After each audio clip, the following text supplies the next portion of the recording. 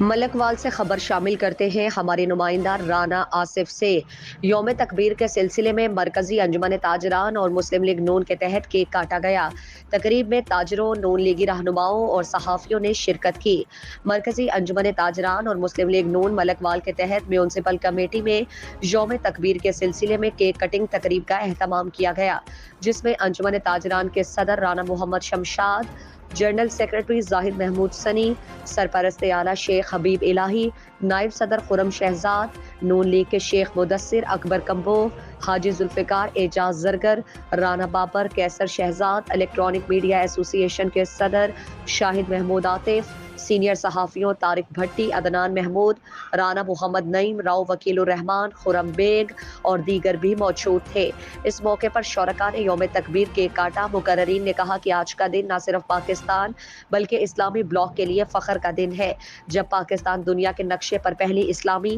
اور 7ویں عالمی ایٹمی طاقت بن کر ابھرا، جس کا کریڈٹ سابق وزیر اعظم میاں نواز شریف کو جاتا ہے۔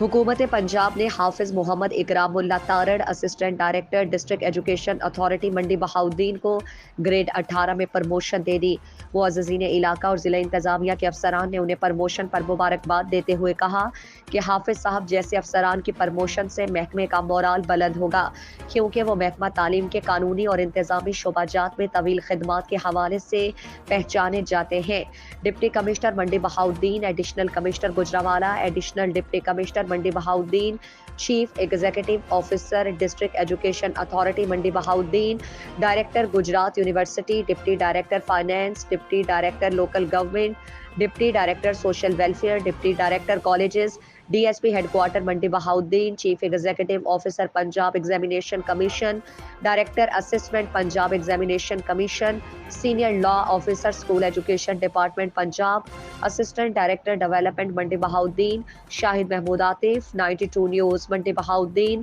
ڈسٹرکٹ ایجوکیشن افسران، ڈپٹی ڈسٹرکٹ ایجوکیشن افسران، اسسٹنٹ ایجوکیشن افسران، اسکولز ہیڈ، اساتذہ تنظیموں کے صوبائی اور ضلعی عہدیداران اور دیگر محکموں کے افسران، کولیگز اور سٹاف کی ایک کثیر تعداد نے بھی ان کو اس موقع پر مبارکباد پیش کی۔